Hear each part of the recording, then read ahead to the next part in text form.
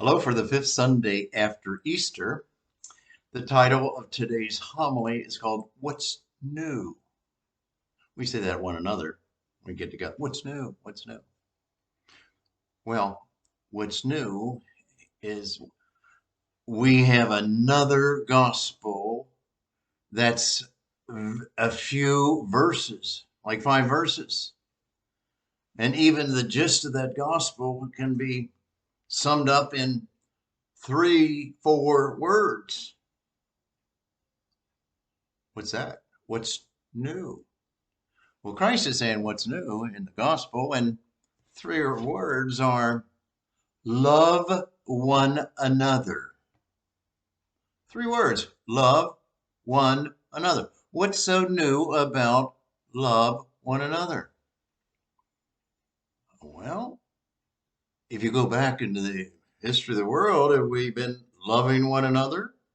If you go back into the Old Testament, are there words like love one another? Well, there are. Love the Lord your God with your whole heart, mind, and soul in the Old Testament. There's another one in the New Testament from the book of Leviticus, and that says, you shall love your neighbor as yourself. I am the Lord. You shall love your neighbor as yourself. I thought Jesus Christ said that in the New Testament. Well, he was quoting the Old Testament. And now in the New Testament, the most important thing that he's saying is love one another. So what's so new about that? Well, in the Old Testament, with the Jewish people and Moses, God spoke to Moses to tell the people and give the people the 10 commandments. And so he did. Those are the old 10 commandments. And now Christ is saying, I'm going to give you something new. Love one another. You know, Christ was a good Jew, and he believed in Yahweh, or he believed in God, and in particular, the revelation of God is my Father. My Father is the Lord. My Father is Yahweh. My Father is God. So Jesus is saying, love one another. It's not easy to love one another, is it? In the world today, the Russians, are they loving the Ukrainians and vice versa in a war? You know, in our families, sometimes we don't get along very well, do we? Do we love one another? I'm not just talking about the person you think they don't love me, but I'm thinking about the other person too, who they think that you don't love me. But Jesus says, I give you a new commandment. And I keep on saying to myself, what's new?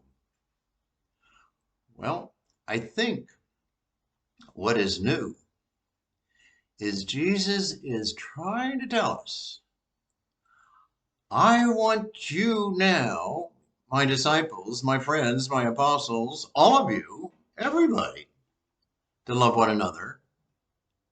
And I want you to try to love one another the way the Father loves you and me. Well, how's that?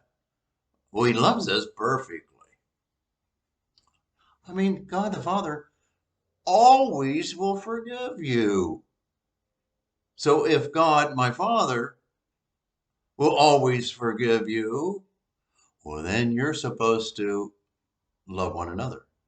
And always, which includes always forgiving the other person. That's the way God does it. And you're supposed to be like God. created in the image and likeness of God, forgiving one another, loving one another. That's new, to be like God does it. And Jesus is all saying, I want you to love one another as I have loved you. Well, has Jesus loved me? Has Jesus come to me or come to you or come to the world or come to everybody?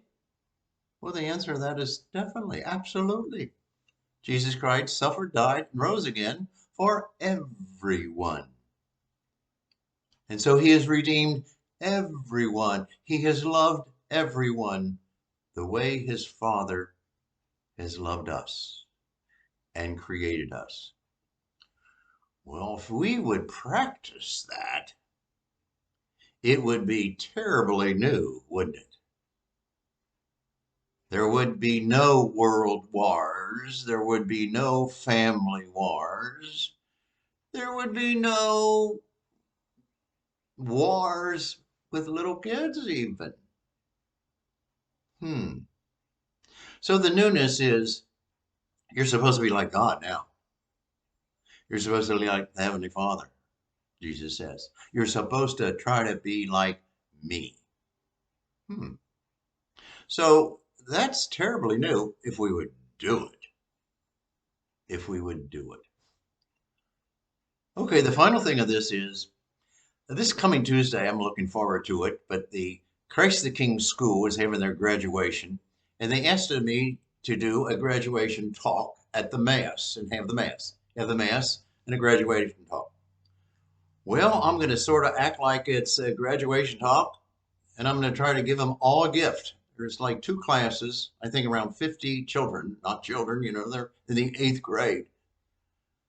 And so I kept on thinking, what have they learned here at this school in the last 8 years or 5 years or 3 years, whatever, how long they were there? And what is the most important thing that they have learned, or maybe should have learned while they were here in the last 8 years? So I got a brainy idea, and I asked them, I'd like to give each kid a little gift. And as a little gift, I don't think it costs much. In fact, they're paying for the gift that I'm going to give. That's even better. But as far as it's something that you sort of wear on your wrist, and it's a little bracelet. So I'm going to try to get the homily to go down. What did you learn the best in the last 8 years here at Christ the King? And what do you think is the most important thing you learned? I don't know what they're going to say. I'll draw some crazy things out of them. Maybe throw a few crazy things myself their way. But I'm going to give them a little bracelet. And on that bracelet is initials of what would Jesus do? It's been popular for years now, and they're still using this little bracelet, many kids, many people. It's one of the greatest things if you want to talk about morality.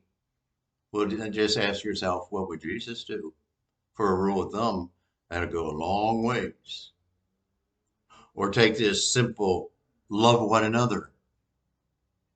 That would go a long ways. So I'm going to give them their graduation gift. A little bracelet with the initials WWJD.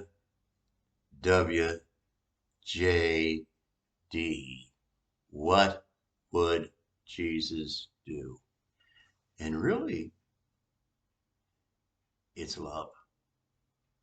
It's loving everyone. It's loving one another. It's the way the Father loves. It's the way Jesus has loved. And if you ever get that idea and try to apply it, not just say it, but try to apply it, what would Jesus do, and then apply it, what I'm going to do in my life, you'll go a long ways, baby.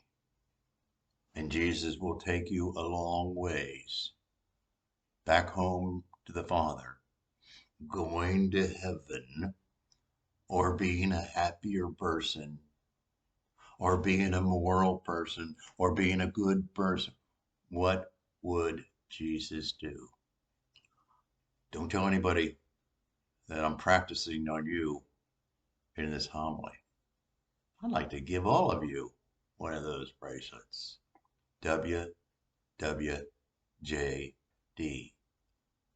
What would Jesus do?